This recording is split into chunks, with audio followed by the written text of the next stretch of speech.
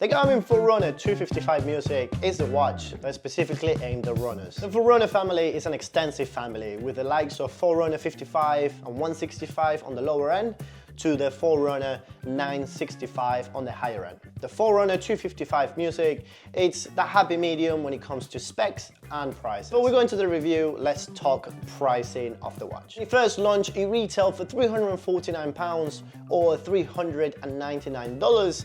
But nowadays you can find it on the Garmin website for £299 for around $319. Or maybe, again, you can probably find it maybe even cheaper on Amazon because the Forerunner 265 was announced maybe 8 weeks ago, just over the summer. Now, the specs of this watch are everything you can imagine and you can expect from a Garmin watch. It weighs 49 grams, it has a 1.3-inch display, it also have obviously GPS mode, a pretty good battery life, up to 14 days in just a regular smartwatch mode, and obviously it tracks your step, your VO2 max, tracks your sleep, gives you insights into your sleep, and gives you insights on a way to improve your performance within your training. Now let's get into the design and overall build of this watch. It's a very light watch. As I previously said, it only weighs 49 grams. The casing, it's made out of plastic, and then you have your traditional silicone bands. I went for the white version of it that have some nice little blue lines and blue accents to match with the theme of the display as well. Or you can get the black one as well, which I believe it has some red accents. So with the blue, you can see here, you'll see a little bit better in some different shows. Basically, you can get it in black, but with the red accents. It has 5 functional buttons. The regular start-stop button for activities like all Garmin's being the top right button. The bottom right for going back and to count laps. And the 3 buttons on the left are mostly for navigating around the watch. And if you long press it, brings out menus and settings for activities, music, or Garmin Pay. I went for the Forerunner 255 because I'm just getting into running and I'm currently training for a marathon.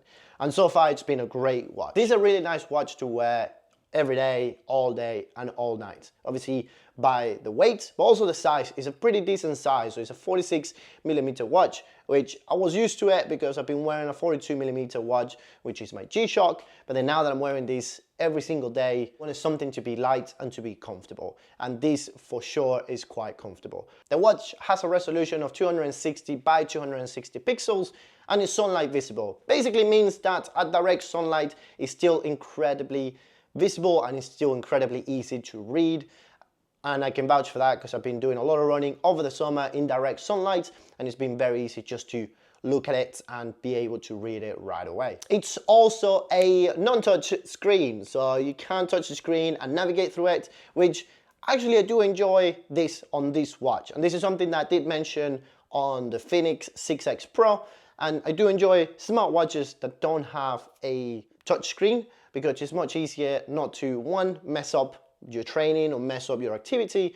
It's harder to mispress on the screen, and it actually is, I find it easier to navigate through the watch without having it to be touch screen. So nowadays I don't really have to worry about locking my watch when I go to sleep in case I press something or I tap something, because it's quite hard, and the buttons, they do have a fair bit of travel, so you do have to actually go and press them to make it function properly, basically. Now let's get into the actual watch and how it's actually been living with it, training with it, and sleeping with it, basically. So far, up to now, before getting this watch, I've worn 2 separate Garmin watches. The Vino 2, which I review on this channel, and the Fenix 6X Pro, which I also review on this channel. Both of them, the Vino, I was using it for about 3 months before I sold it, and the Fenix, I used it for about 2 months before I gave it back to my friend because it wasn't mine. The Venu, I think that's what it's called, it was more of a smartwatch that looked great and looked nice when going out or when just using it day to day, and it didn't look a lot like a normal sports smartwatch, although it had all the functionalities that a normal Garmin watch had. But that was touchscreen, so that's something that I enjoyed, and it was my first smartwatch, but I don't know, it's just something about it. Then the Fenix 6X Pro, that's been the best watch, the best smartwatch that I've wore and I used, and it was amazing. It was beautiful, but far too expensive on my current budget. So I wanted something that was a little cheap, not cheap, but a little bit on the friendliest side of the budget, and something that was more towards running. And this is where the Forerunner 255 Music came into play. So pretty decent price. I bought it at £299 which it had been out already for, I believe, a year maybe by now, and the 265 hadn't come out, and I really wasn't paying attention on kind of waiting for a new watch. I really didn't care too much because I was going to do mostly running. So I got it and put it through its paces over the last 10 weeks by now. So I've done a lot of running with it, probably around 20 to 30K every week. Put it through a couple of half marathons, put it through a couple of runs in the rain, in direct sunlight, in really hot kind of environments and weather. And so I put it through its paces for sure. And so far, this watch has not let me down one time. It obviously has its couple of downsides, which I think are just a bit nitpicky, but it does have its downsides that I believe to be, that I believe it could make the watch a little bit better, at least for myself. But it has not let me down in the terms of running and tracking activities. It's been an absolute workhorse. This watch, as the name says, is specifically aimed for runners and specifically aimed for endurance athletes. So this watch tracks trail runs, it tracks rowing indoors and outdoors, cycling indoors and outdoors, tracks regular runs, it tracks track runs. So if you do a lot of runs in running tracks, then it just tracks that as well. It tracks biathlons and triathlons and all that type of stuff. It does snowboarding as well and tennis, but I believe, especially with the tennis side, that's mostly like just tracks it as a cardio and tells you it's tennis. So it doesn't really give you any extra sort of insight to it. At least not that I found. Like I mentioned, it's water resistant up to 50 meters, so it can withstand pressures up to 50 meters in depth. And obviously you can swim with it and go in runs with really heavy rain. So obviously it will withstand the rains and the water. So if you want to use it for that, by all means go for it. And here's a little caveat, and this is one of the only things that I have a slight issue with it. Yes, I did buy this watch specifically for running and to track activities in the gym. I'm not too bothered about tracking strength, which this watch actually does track as well, but I'm not too bothered about that. I'm more worried about the running, cycling, and all the endurance stuff that I do. The one thing that I'm kind of like a little annoyed about, because I know some watches in Garmin do this at the similar price ranges, it's golfing. And I know, hear me out for a second. I golf an okay amount. So not a lot, but maybe once every couple of weeks, once a month. So I thought that this watch could at least be able to download one of the Garmin apps within the Garmin Connect app and be able to at least track my ball. It has a GPS setting in it, and obviously Garmin, again, has all the watches at this price range and even less that do golfing in them.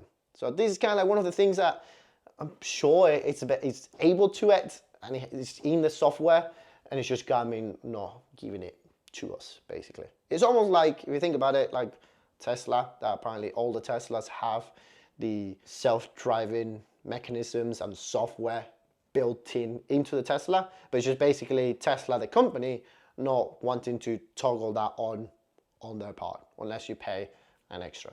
Which I will pay if it allowed me to use it for golf. So that's the only caveat that I have, and it's the only kind of like little that I would love to have on this watch, which is I would like to use it for golf sometimes. But back to the watch and its capabilities when it comes to endurance activities. For running, it's been absolutely incredible.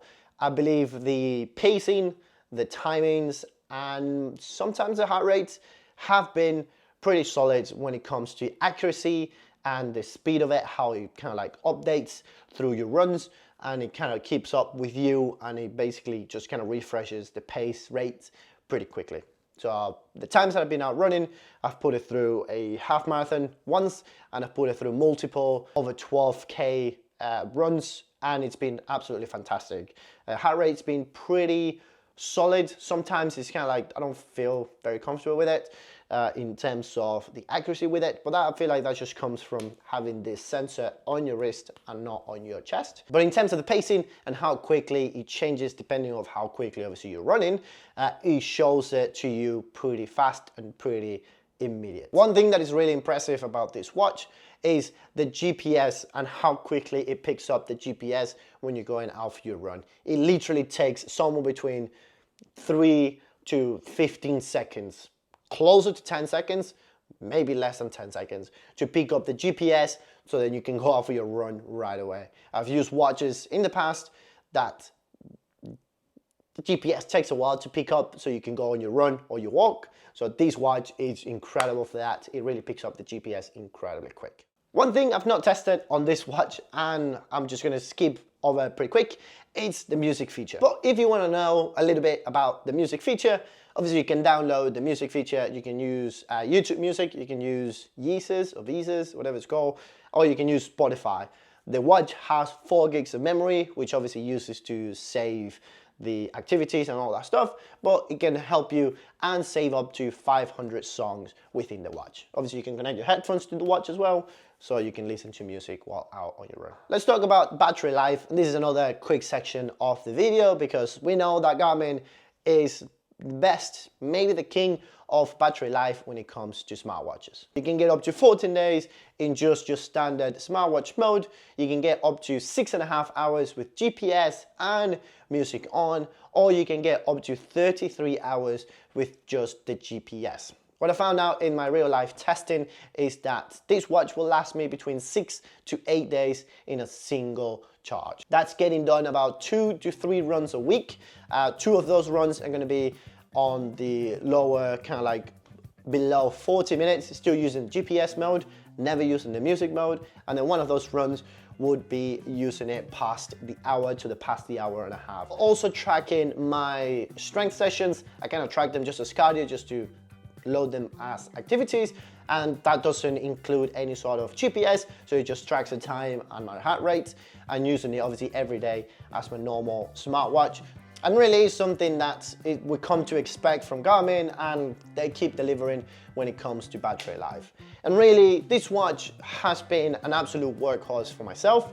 I really enjoy using it, and I'm still enjoy using it until my marathon, which is in May. There's obviously a few things, like I said, in terms of golfing, but that's just the very little things. I don't think they're gonna be deal breakers for myself, or they're gonna be deal breakers for you. Obviously make the decision that you think is best for you. It's a great watch at a very decent price with amazing battery life and decent enough features that you can use it for yourself and to be able to improve your training and have a great insight into your sleep and your training to be able to build better performance and just keep improving your running or whatever other endurance event that you might be training for. So if you're looking for a watch that will give you a good amount of information about your day, your sleep, your performance and your training at a decent price, then this watch is for you. That is all from me today, guys. My name is Reggie and I'll see you guys on the very next one. See ya, bye.